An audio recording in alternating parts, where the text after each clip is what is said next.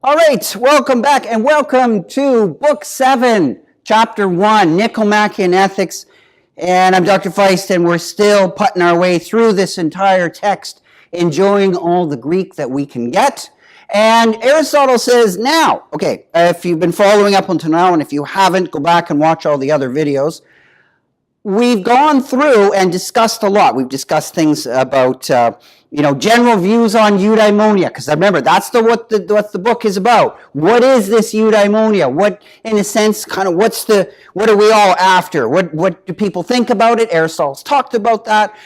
It led us into a discussion of virtue, because eudaimonia is connected to virtue. Virtues are roughly some kinds of skills or whatever. They are acquired. We have a capacity for them, but they are acquired through experience or through instruction. That is acquired through experience, training. Those are your character virtues. Sometimes Aristotle calls them moral virtues.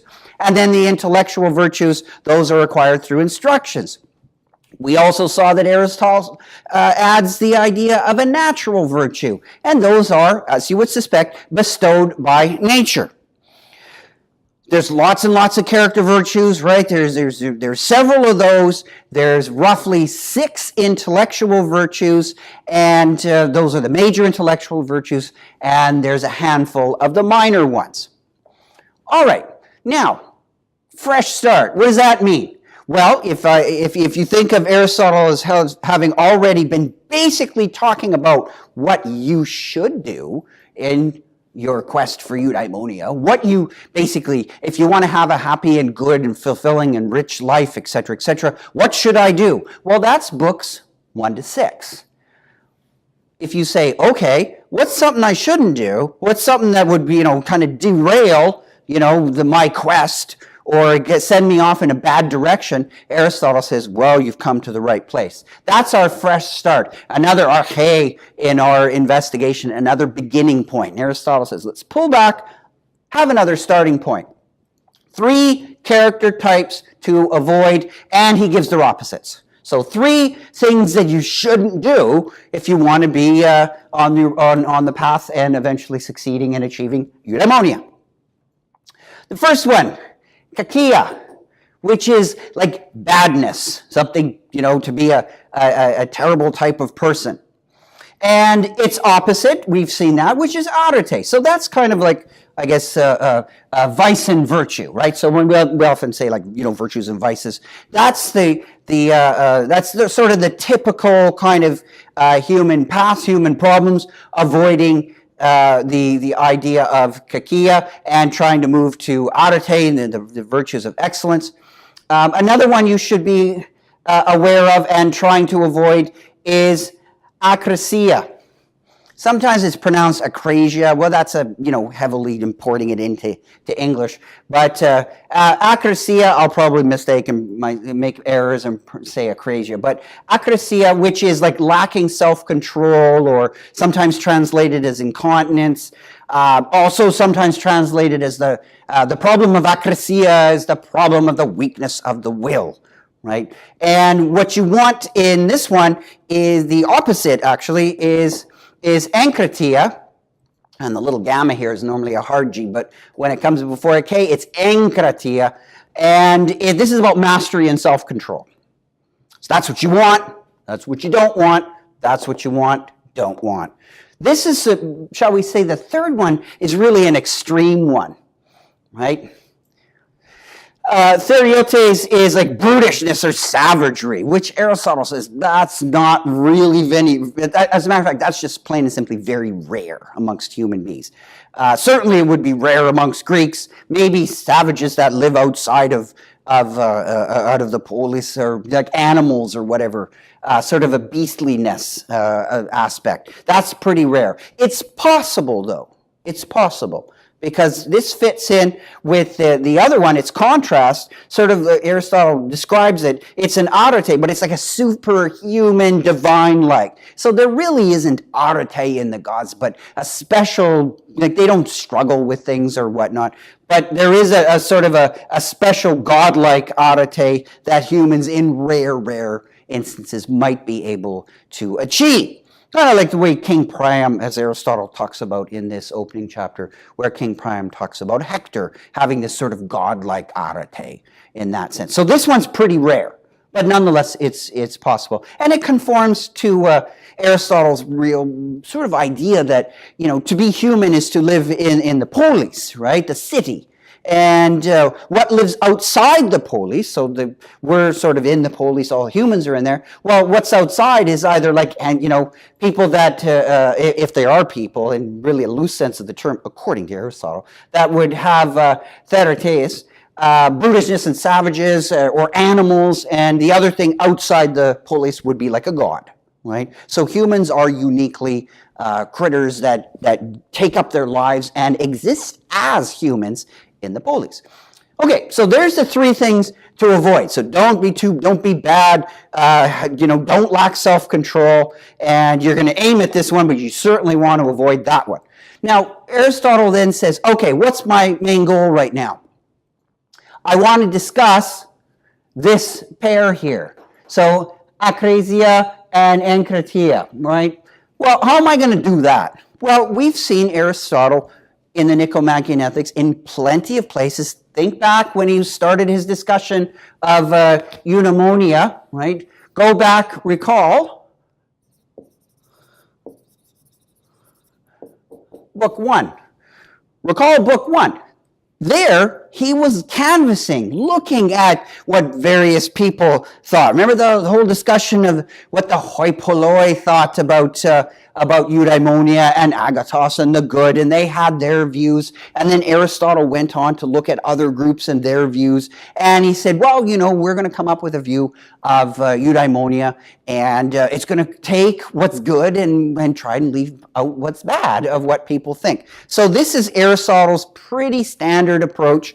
He's arguably one of the first, if not the first, maybe I can make it a little stronger, philosopher in history to really canvass what other people thought.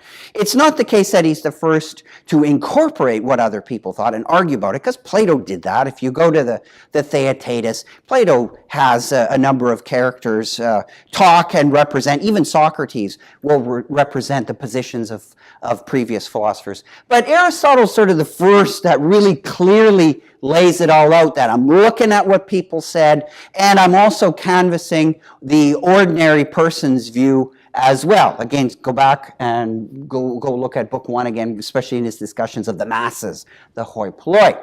So we look at what people say. He lists a number of things that people have said. And he wants to say, okay, what? After we look at all these views, right? So he's doing his canvassing. And then he asks, what, if anything, out of all these views is true? So what can we do? We're going to examine all these views. We're going to see if what looks good and what we can prove. He says, what's there that we could prove or provide solid arguments for? What could we disprove? And what just doesn't make any sense? And what is something we just want to throw out? So how do we get the good stuff? What's our starting point? That begins by doing a little, shall we say, a little bit of canvassing, a little bit of sociology in a very embryonic form, if you will.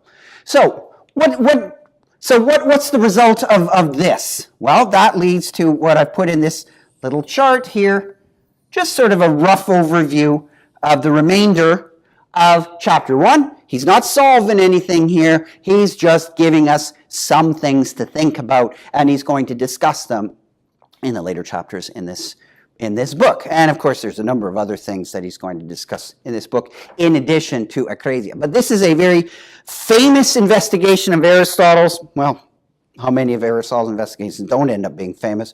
But especially this problem of, as I pointed out, akrasia, which is the weakness of the will problem. And philosophers, there has been a lot of debate on this, and people have tried to figure out exactly how you frame the question of the weakness of the will. What does it mean? And the terminology and even the structure of having a weakness in a will is something quite puzzling. So people puzzle over it, they put forward solutions, and people either accept, modify, or reject. So this is an old philosophical nugget, so to speak. Well, let's line them up. So, enkratia, Acrasia. Well, enkratia, people say, that's good. That is mastery and self-control. That's thumbs up for that. Acrasia, no, that's bad. No, that's to lack that self-control, to have weakness of the will and incontinence, that's bad. What is the person, the man of enkratia like? Well, someone who stays the course. If you have someone who has enkratia, they're not weak and stumbling around. You can rely on them. They're going to come up with a solution and they're going to stick to it. So something like a person it resembles kind of courage in that way, that they're going to stand there and they're not going to just change their minds. Well, that's what acrasia is. People say, look, people who have that weakness of the will, acrasia, they tend to be fickle. They're changing their mind all the time. They don't stick to anything. And don't we often say, oh, God, would you make up your mind? You're jumping from one thing to another. Pick something and stick with it, right? I don't care what it is. Pick something and stick with it. So when we talk like that, Aristotle is saying you're more or less talking about the person of wanting to move someone from, shall we say, the acrasia column to the enkratia column. Stay the course. Another one, which is probably the sort of the most important one in the history of the discussion of acrasia, is the person who has enkratia, this strength or whatever, resists evil desires. You may have them, but you don't act on them.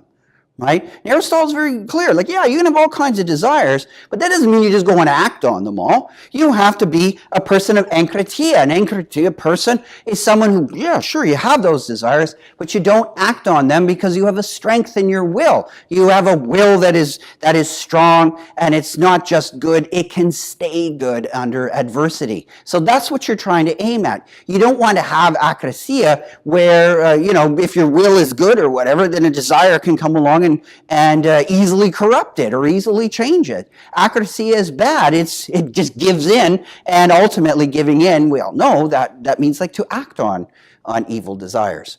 So having some kind of resistance to that is the enkratia person. The lack of it is acrasia.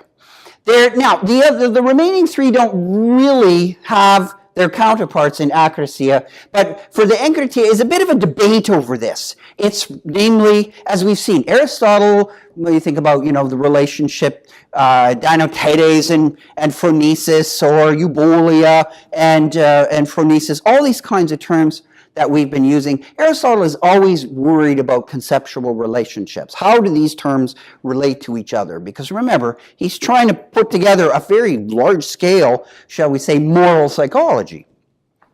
He says, look, when you canvass the number of views regarding enkratia, you have people disagreeing. Is the person of enkratia always moderate? Some people say, to be a person of enkratia is to be a moderate person. So if you have enkratia, then that's a sufficient condition for being moderate. But is it the other way around true? If you're moderate, will you always be a person of enkratia? That's different. Right? Could you be a person of enkratia and always be moderate, but the next person who is moderate may not always be a person of enkratia? So there is some dispute, some disagreement over the relationship between, being temperate and moderate and being a person of enkratia. Is it, should you identify it, or how should you put these two together? What's the relationship between a person who has enkratia and somebody who is licentious, right? How does that work? Is it never, sometimes, or under what conditions, etc., etc.? And the same thing with these other terms, is the person of enkratia always prudent or not? Or some cases, there seems to be some disagreement over that. And last, tucked down here, is the notion of a person being spirited. What's that got to do? Does enkratia play a necessary role in being spirited, or partial role, or what? So what Aristotle's done is definitely, as he said he was going to do, we need a fresh start, right? We're not really talking about all the stuff we were talking about before as what you should do. He's talking now mostly about what you're going to avoid, but he's going to get into some conceptual analysis, primarily, again, of this one. This is going to be his focus. Not for the entire book, but for a good chunk of it. We're going to go into some of the more of the details. And we'll see why this is a puzzling notion, this notion of acrasia, and it has given rise to, shall we say, a little cottage industry amongst philosophers, trying to unpack what it means to have weakness of the will. What does it mean when you really know something is wrong and you do it anyways? Socrates was very clear that if you really know something is wrong, you don't do it, right? You won't act on it because you really do know what's wrong. Is it the case that we really do act on things and do things we know that are wrong and it's just a weakness of the will? Or is it really a knowledge problem? That is, well, you acted on that because you didn't really know it was wrong. Sometimes we do say that is, well, he said that he knew, but he didn't really know what he was doing. Right? And sometimes people even use that excuse of, well, I didn't really understand right from wrong back then. So you can see how the same human behavior, the external circumstances, could be thought about and argued as to having different internal circumstances. That is, to use Aristotle's language, what's going on in the soul. Is it a lack of a breakdown of knowledge, or is it a breakdown of will? How should we really understand and think about when people do things that are, let's say, bad things even for their own self-interest? Some people do terrible things that they sabotage themselves. What exactly is going on when someone does that? So this problem of acrasia is an old problem, not just old as in starting with Aristotle, but it's older than Aristotle because Plato worried about it, Socrates worried about it. And it's not the case, just want to end on this note, it's not the case that philosophers have been puzzling and wondering about this. They have been asking questions and, more importantly, answering them, giving theoretical discussions as to what acrasia really is all about. Socrates gave an answer. Plato, Socrates, same thing for our purposes, gave an answer to this. What is the nature of the weakness of the will? And we'll see what Aristotle has to say. Stay tuned for that.